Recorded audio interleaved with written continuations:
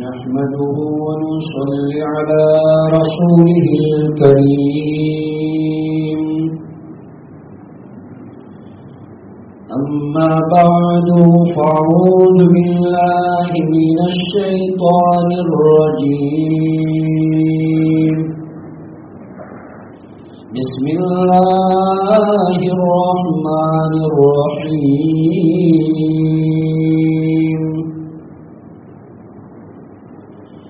إنا نحن نزلنا الذكر وإنا له لحافظون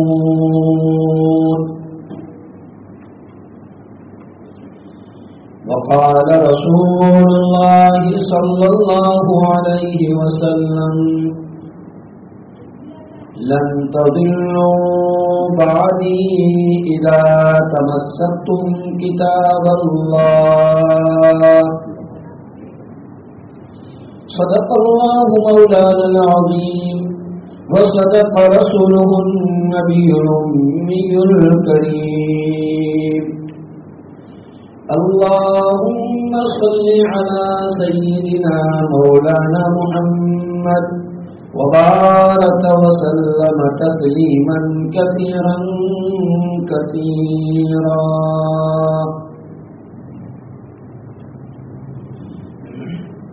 قابل احترام دینی بھائیوں اور مسلمان نوجوان برادران اسلام، آپ حضرات جانتے ہیں ٹیکنالوجی نے دنیا کو گلوبل ولیج میں تبدیل کر دیا ہے. دنیا کے اس کونے میں کچھ ہوتا ہے تو اس کونے میں آنن فانن اس کی خبر آ جاتی ہے. ٹیکنالوجی اتنے ایڈوانس ہو چکی ہے کہ اس کی وجہ سے انسان گھنٹوں کے سفر منٹوں میں طے کر لیتے ہیں، دنوں کے سفر کئی گھنٹوں میں طے کر لیتے ہیں. اللہ کا احسان ہے. تو ٹیکنالوجی کے ذریعے سے اور میڈیا سے ہمیں جو نیوز ملتے ہیں تو بعض ایسی گھناؤنی حرکتیں ہوتی ہیں اور یہ حرکتیں کوئی نئی نہیں ہیں، ایجنڈے پرانے ہیں، ایڈیشن اس کا نیا ہے. اس کا جو ایجنڈا ہے، اس کا جو مقصد ہے وہ تو پرانا ہے. جب سے اسلام دنیا میں آیا ہے، اینٹی اسلام لوگ دنیا میں نئی نئی شکلوں میں آتے ہی رہتے ہیں. میں یہ کیوں کہہ رہا ہوں؟ آپ نے موبائلوں پر، نیوز پیپر میں، ٹیلی ویژن میں اور دوسرے جو بھی میڈیا ہے، الیکٹرانک میڈیا، پریس میڈیا، اس کے مادھیم سے آپ نے دیکھا ہوگا کہ سویڈن کے اندر قرآن مجید کو جلایا گیا. سویڈن کے اندر، ہالینڈ کے اندر، اور اسی طرح دوسرا ایک دیش ہے جہاں پہلے بھی آپ صلی اللہ علیہ وسلم کے نعوذ باللہ کارٹون بنائے گئے تھے. تو اسی دیش کے اندر پھر سے دوبارہ قرآن مجید کو جلانے کی حرکتیں کی گئی. یہ میں نے آپ کو بتایا کہ آپ اگر اسلام کی ہسٹری دیکھیں گے تو یہ کوئی نئی بات نہیں ہے. اسلام ورودھی طاقتیں جب ان کا بس نہیں چلتا تو ایسا چھچھوڑا پن اور ایسا گناؤنا، میں دعوے کے ساتھ کہتا ہوں، چیلنج کے ساتھ کہتا ہوں، کوئی بھی پادری، کوئی بھی پوپ بتاوے کہ کسی مسلم نے کبھی کسی بائبل کو جلایا ہو، کسی مسلم نے کبھی انجیل، زبور نامی کتابوں کو جلایا ہو، ایون وہ تو آسمانی کتاب ہے جس پر ہمارا ایمان ہے، لیکن گیتا نامی جو کتاب، جو ہندوؤں کی ریسپیکٹڈ کتاب ہے، گیتا ہے، تو کیا منوسمرتیاں ان کی جو ہے، ان کے جو وید ہے، آپ ایک ایگزامپل ایسا بتاؤ کہ کبھی کسی مسلم نے اس کو جلایا ہو، کسی مسلم نے کبھی اس کی بے عزتی کی ہو؟ آج تک نہیں، کوئی ایسا آپ ایگزامپل پیش نہیں کر سکتے۔ کیوں؟ اس لیے کہ میرے آپ کے رب نے، میرے آپ کے نبی نے ہمیں یہ سکھایا ہے، لکم دینکم ولی دین، تمہارے لیے تمہارا دین ہے، ان کے لیے ان کا دین ہے۔ ایک آپ مشورے کے ذریعے سے، تبلیغ کے ذریعے سے ان کو صحیح بات بتا سکتے ہیں رولز میں رہ کے، باقی یہ کہ کوئی زبردستی کسی پر دین کے معاملے میں نہیں ہے۔ ایز یو لائک، آپ کے سامنے دو راستے ہیں، آپ چاہے اس کو چوائس کریں، چاہے آپ اس کو چوائس کریں، یہ آپ کی پسند ہے۔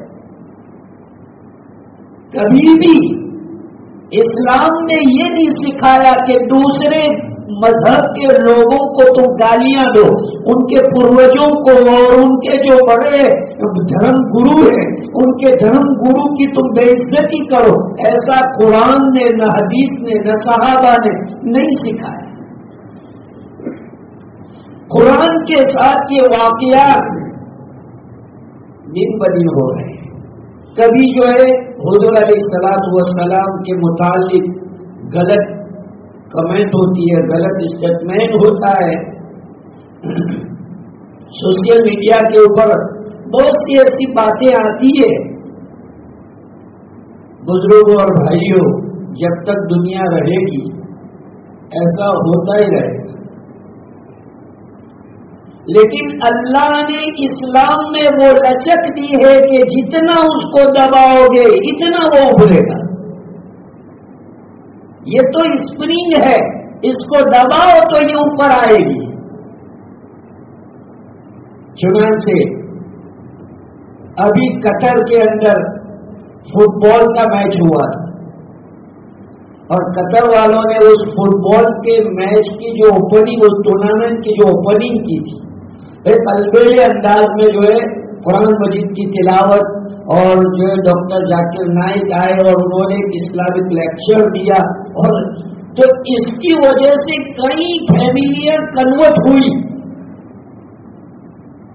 اب یہ چیزیں ان کو ہضم نہیں ہوئی، اور اس کے لیے ریئیکشن کے طور پر انہوں نے جو ہے یہ نازیبا حرکتیں کی کہ قرآن جلایا۔ بزرگوں اور بھائیوں، بات تو میرے آپ کے لیے ادنا ایمان والے کے لیے دکھ میں خیر، ہم ہر ایک اس پر غمگین ہیں، لیکن میں یہ کہتا ہوں کہ اتنا زیادہ غمگین ہونے کی ضرورت نہیں۔ کیوں؟ تم کیا کتنے قرآن جلاؤ، تمہارے اندر کتنی طاقت ہے، اپنی ساری طاقتیں خرچ کر ڈالو، لیکن میرے آپ کے بچوں کے سینے میں جو قرآن ہے اس کو کون جلائے گا؟ میرے سینے میں جو قرآن ہے کوئی مائکا لالا کے اس کو جلا سکتا ہے؟ ایسے کروڑوں حافظ قرآن انسائکلوپیڈیا اور بریٹانیکا کے اندر اس کے ریکارڈ ہے، اس کے ریکارڈ ہے۔ 8-10 گھنٹے میں ایک بیٹھک میں پورا قرآن الحمد سے والناس تک سنانے والے حافظ قرآن اس دنیا میں اس زمانے میں اویلیبل ہے۔ اب بھی پہلے زمانے کی میں بات نہیں کر رہا، اب بھی کی میں لیٹسٹ بات کر رہا ہوں کہ 10 گھنٹے کے اندر صبح سے لے کر شام تک الحمد سے لے کر کے والناس تک پورا قرآن 8-10 استادوں کی نگرانی میں ایک بچہ سناتا ہے۔ بہت تو 2 اس کی مسٹیک ہوتی ہے کہ 3 مسٹیک ہوتی ہے کہ 4 مسٹیک ہوتی ہے، اس سے زیادہ نہیں ہوتی۔ تو الحمدللہ اس کی حفاظت کی گارنٹی اللہ نے لی ہے، اس کا نظام اللہ نے بنایا ہے، اس کا سسٹم اللہ نے بنایا ہے کہ اس کا پروٹیکشن کیسے کرنے کا وہ قرآن میں اللہ نے بتا دیا ہے۔ اِنَّا نَحْنُ نَزَّلْنَا الذِّكْرَ وَإِنَّا لَهُ لَحَافِظُونَ۔ یہ قرآن کی آیت میں نے جو آپ کے سامنے پڑھی ہے 14ویں پارے کے بالکل پہلے رکوع میں ہے، اس میں اللہ نے اس کا پرومس کیا ہے امت محمدیہ سے کہ میں تمہاری جو گائیڈ بک ہے، جو تمہاری لائف بک ہے، اس لائف بک کی میں حفاظت کروں گا، چاہے پوری دنیا اس کے اوپر ٹوٹ جائے، پوری دنیا کی ٹیکنالوجی اور پوری دنیا کی انرجی اس کے اوپر آ جائے، پھر بھی میں اللہ اس قرآن کی حفاظت کرنے والا بیٹھا ہوں۔ چنانچہ قرآن کی حفاظت کا اللہ نے کیسا انتظام کیا ہے؟ ایک بہت بڑا مولانا یا بہت بڑے مفتی صاحب تراویح پڑھا رہے ہیں، اور اگر ایک زبر اور زیر بھی وہ رونگ پڑھ دے، زبر اور ایک زیر بھی رونگ پڑھ دے، تو فوراً پیچھے سے ایک چھوٹا بچہ بھی لقمہ دے گا جو حافظ ہوگا، وہ ایسا نہیں سمجھے گا کہ بھائی مفتی صاحب کہہ رہے ہیں میری انسلٹ کر رہے ہو، وہ ایسا نہیں سمجھے گا کہ میری انسلٹ کر دیا، اتنی ساری بڑھ مسجد میں تم نے میری غلطی نکالی۔ وہ سمجھتا ہے کہ بھائی اٹ از مائی ریسپانسبلٹی کہ صحیح قرآن سننا، صحیح قرآن سنانا یہ مسلمانوں کی ذمہ داری ہے۔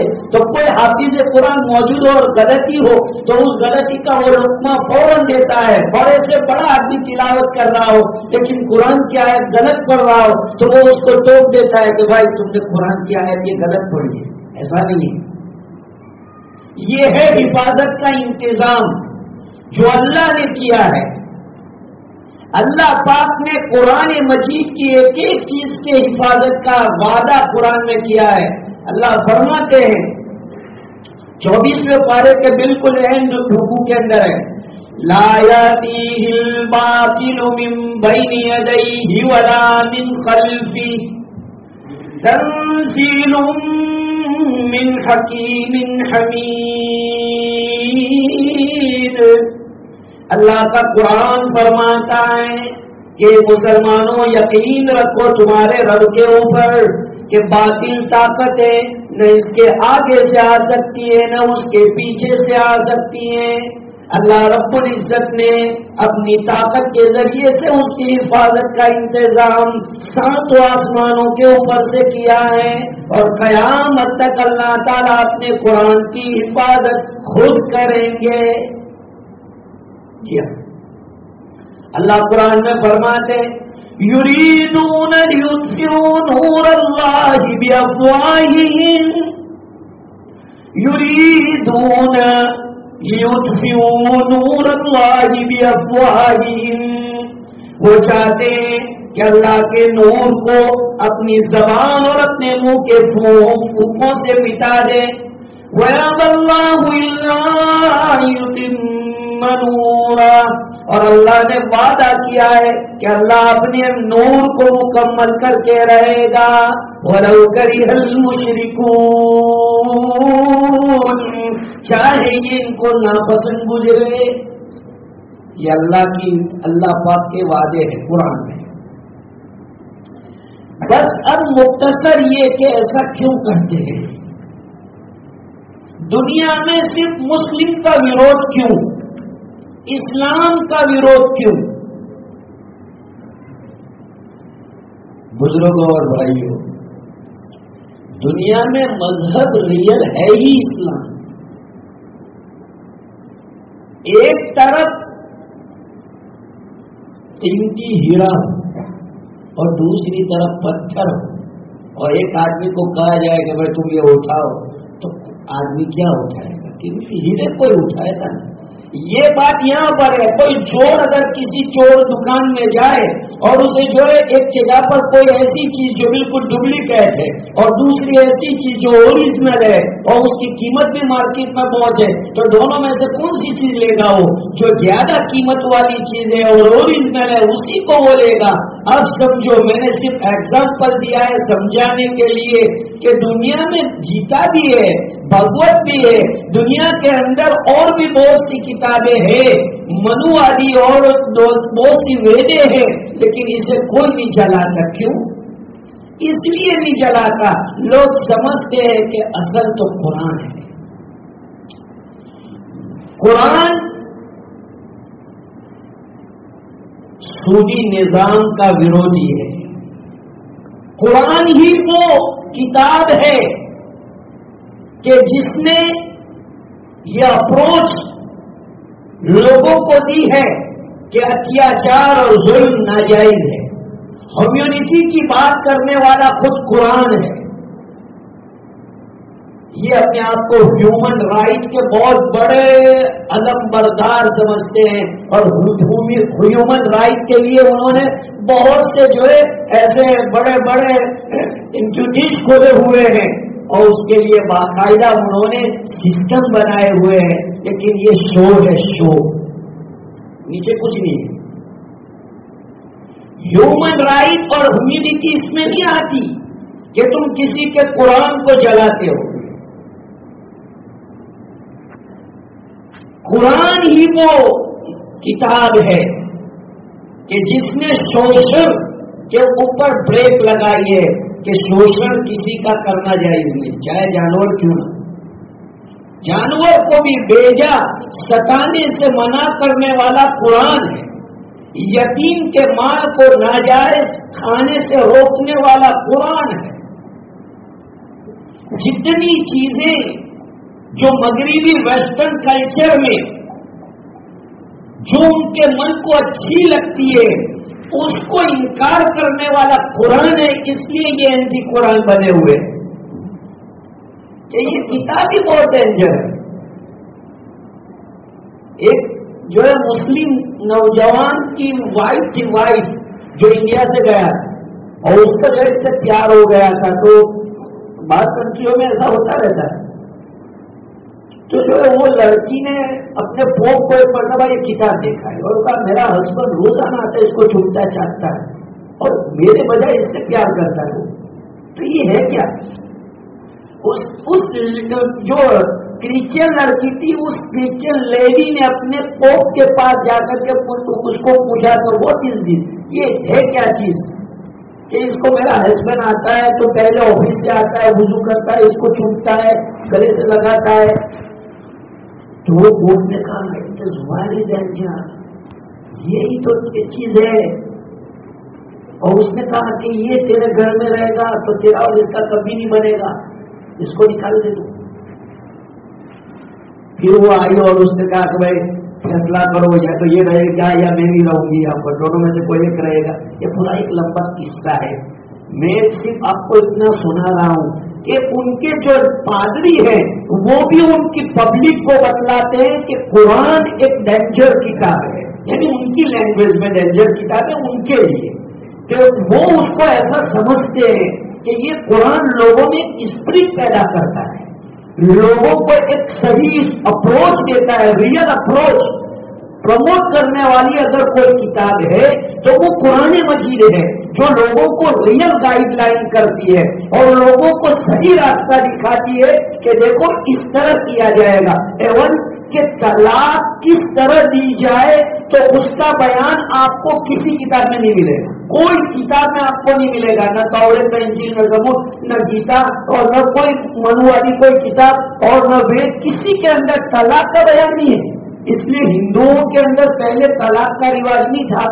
اگر شوہر کا انتقال ہو جائے تو پتی کے ساتھ اس کی پتنی کو، اس کی عورت کو ستی کرنے کا رواج تھا، یعنی اس کو جلا دینے کا، زندہ جلا دینے کا حکم تھا.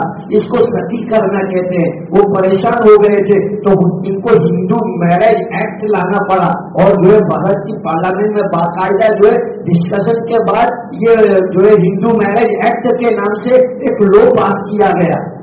تو ہمارا قرآن ہے کہ جس نے ڈائیورس کا سسٹم بھی جو ہے باقاعدہ کلیئر کیا ہے. ڈائیورس اللہ کو پسند نہیں ہے، ڈائیورس اللہ کو پسند نہیں ہے، اللہ بھی نہیں چاہتے، نبی بھی نہیں چاہتے. لیکن کبھی ایسا ہو جاتا ہے، کبھی ایسا میٹر بن جاتا ہے کہ یہ ضروری بن جاتا ہے، یہ ضروری ہو جاتا ہے. تو اس کے لیے یہ ایک ایگزٹ ونڈو ہے، ایک ایگزٹ ڈور ہے. جیسے کوئی ایگزٹ ڈور بنایا جاتا ہے، پلین میں ہوتا ہے، ٹرین میں ہوتا ہے، بہت سی جو ہے بڑی بڑی ہوٹلوں میں ہوتا ہے، ایگزٹ وے ہوتا ہے کہ آدمی جو ہے یہاں سے مصیبت کے وقت میں نکل سکتا ہے. تو اس لیے ڈائیورس کا جو سسٹم قرآن نے بتایا ہے وہ ایسی دور کے طور پر ہے کہ بھائی کبھی تمہارے پاس کوئی سورس نہیں ہے، کوئی وکلپ نہیں ہے، کوئی راستہ نہیں ہے، تو دونوں میاں بیوی اس سے نکل سکتے ہیں. یہ واحد بات بتانے والا قرآن ہے. اس لیے یہ لوگ قرآن کی خلاف ورزی کر رہے ہیں کہ قرآن سب گائیڈ لائن کر رہا ہے اور صحیح باتیں لوگوں کو بتا رہا ہے کہ دیکھو اس طرح تم زندگی گزارو. لیکن بزرگوں اور بھائیوں، میں نے ابھی آپ کو بتایا کہ جس چیز کی حفاظت کی ذمہ داری ساتوں زمین و آسمان کے مالک نے دے رکھی ہو تو اس کی فکر مجھے اور آپ کو کیا کرنی چاہیے کہ Allah is best planner. Allah is best planner. اس لیے ویل پلان اللہ کے پاس بہت اچھا پلان ہے. ہمیں اس کے اوپر سیٹسفائی رہنا چاہیے، اطمینان رکھنا چاہیے کہ اللہ ہمارے پلان سے اچھا پلان کر سکتے اور کرتے. اور سب کچھ دنیا میں جو بھی ہے وہ اللہ ہی کی پلاننگ ہے. یہ اللہ ہی کی پلاننگ سے چل رہا ہے. یہ مجھے اور آپ کو سمجھنا چاہیے. اسٹیئرنگ اللہ کے ہاتھ میں ہے. کبھی اللہ تبارک و تعالیٰ ہماری آزمائش کے لیے، ہمیں خوش کرنے کے لیے اللہ تعالیٰ ہماری منشا کے مطابق کوئی پلان سکسیس کر دیتے ہیں تو ہم سمجھتے ہیں کہ یہ پلان جو ہے میری وجہ سے سکسیس ہوا ہے. حالانکہ یہ اللہ نے سکسیس کیا تھا. یہ بالکل ایسا ہوگا جیسے میں ایگزامپل دوں آپ کو کہ ایک چھوٹا بچہ ہوتا ہے اپنے ڈیڈی کے ساتھ کار پہ بیٹھا ہوا ہوتا ہے تو اس کے ڈیڈی اصل تو کار ڈرائیو کر رہے ہیں لیکن اس کے ہاتھ میں اسٹیئرنگ ہوتا ہے. اب جو اس کے ابا کا پیر جو کلچ کے اوپر ہے اور ایکسیلیٹر کے اوپر ہے، پورا سب کچھ جو کنٹرول کر رہا ہے اس کا ڈیڈی. لیکن لڑکا کیا سمجھ رہا ہے کہ بھائی اس کا ہاتھ صرف اسٹیئرنگ کے اوپر ہے تو وہ سمجھ رہا ہے کہ کار کو میں ڈرائیو کر رہا ہوں. اور اس وقت اس کا جو یہ ہوتا ہے وہ دیکھنے جیسا ہوتا ہے کہ وہ ایسا سمجھتا ہے کہ میں گاڑی چلا رہا ہوں. حالانکہ گاڑی چلانے والا تو اس کا باپ ہے. یہ میں نے ایک ایگزامپل دیا ہے کہ یہ دنیا اس کا جو کچھ ہے وہ سب کچھ چلانے والے اللہ ہیں. اس کی پلاننگ ساتوں آسمان پر اللہ کر رہے ہیں. جی ہاں، سورہ رحمان 27ویں پارے میں اللہ نے یہ بات 10ویں رکوع میں بیان فرمائی ہے. کل یوم ہوا فی شان. ہم قرآن پڑھتے نہیں ہیں، ہم نے کیا سمجھا ہے، معاف کرنا، ہم نے کیا سمجھا ہے قرآن دادا مر جائے تو اس کے ختم کے لیے پڑھنے کا، نانی مر جائے دادی مر جائے تو اس کے ختم کے لیے یاسین شریف رکھ لو بس. It is right Quran, it is right of Quran. بس اتنا سمجھتے ہیں ہم کہ قرآن رمضان آیا تراویح پڑھ لو بس ہو گیا. نہیں میرا بھائیو، آپ کی مجلس میں تم کو پرومس کرنا پڑے گا مجھ سے. میں تم سے پرومس کراتا ہوں اگر تم دنیا سے ایمان کی حالت میں جانا چاہتے ہو تو، اگر تم چاہتے ہو کہ ہم دنیا سے ایمان کی حالت میں جاویں تو آج مجھ سے تم پرومس کرو اس اللہ کے پاس گھر میں بیٹھ کر کہ ایوری ڈے آپ قرآن میں کم سے کم 3 آیتیں تو پڑھیں گے.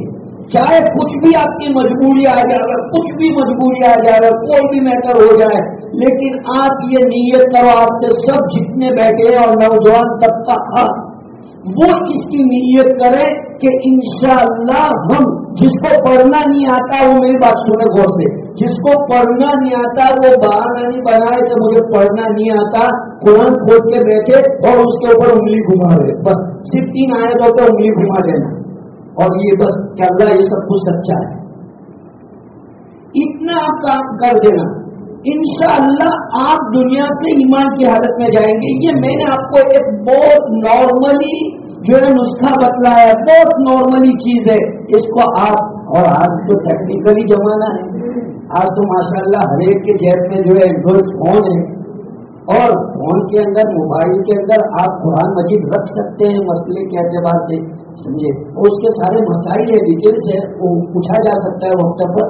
لیکن ابھی اتنی بات ہے کہ آپ اگر جو ٹریولنگ میں ہے اور ڈیوٹی ٹریولنگ بھی آپ اگر مثلا آپ پلین میں بیٹھے ہوئے، ٹرین میں بیٹھے ہوئے، بس میں بیٹھے ہوئے ہیں تو کسی بھی جگہ پر آپ نے قرآن نکالا اور وہ موبائل نکال کر کے آپ نے جو ہے اس کی 2-3 آیتیں پڑھی کلاس. تو اس کے لیے آپ کو یہ کرنا ہوگا. اگر ہم قرآن کی تلاوت نہیں کریں گے اور پھر اس طرح ہوگا تو ہم مجرم ہوں.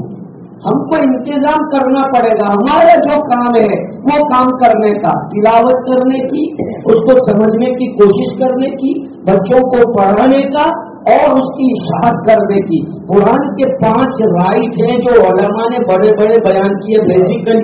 بیسیکلی 5 رائٹ ہے قرآن مجید کے. ایک اس پر ایمان لانا، 2 اس کے اوپر جو ہے اس سے محبت کرنا، تیسرا اس کے اندر کبھی کبھی غور و فکر کرنا کہ اللہ کیا کہنا چاہتا ہے، اس کی کوشش، اور چوتھے نمبر پر ہے اس کی تلاوت کرنا، اور 5ویں نمبر کے اوپر ہے اس پر عمل کرنا، اس کے احکام پر عمل کرنا.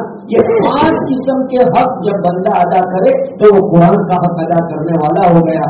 اللہ پاک مجھے اور آپ کو قرآن کا حق ادا کرنے والا بناوے، اس کی ناقدری سے بچاوے.